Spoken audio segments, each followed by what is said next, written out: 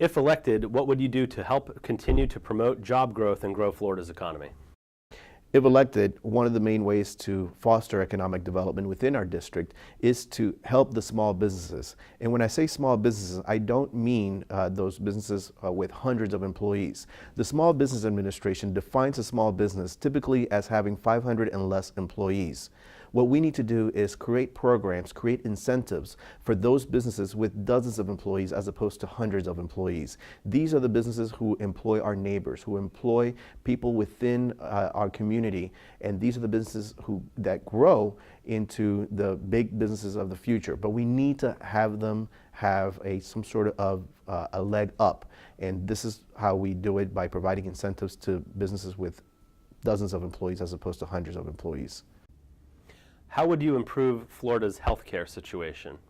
Florida's healthcare situation is something that's very near and dear to my heart. My parents are from Nicaragua.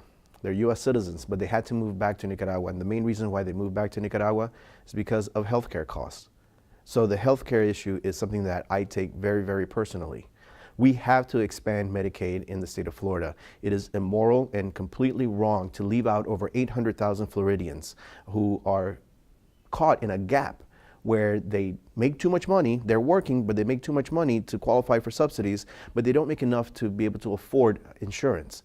We need to help these people because this will also help our hospitals to cover their costs and in effect help control our healthcare costs to those of us who do pay insurance. What challenges do you see in Florida's K-12 education system? And if elected, what would you do to address those challenges? The K-12 system is something that's very near and dear to my heart.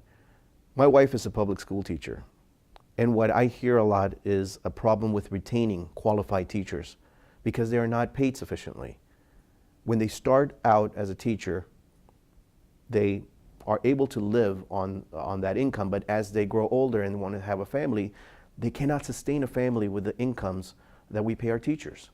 So the people who end up hurting the most are our kids, are the students, because now they don't have qualified teachers. They have a teacher who's just entering the workforce again, and we have this recurring cycle over and over. Our teachers are the soldiers of our future. They are the ones teaching our kids. They are the boots on the ground, and we need to do everything possible to help retain and properly fund our educational system. One of the things that bothers me the most is what happened recently in the sessions here in Tallahassee, where teacher bonuses are based on the teachers' SAT scores when they were in high school. So if you have someone like my wife who is about 40 years old and she took this SAT exam when she was 17, you mean to tell me that we're gonna base her bonus today based on a test that she took when she was 17 years old?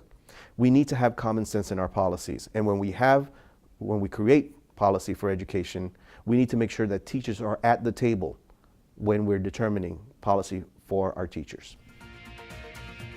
My name is Henry Lim. I am running for Florida House of Representatives in District 47.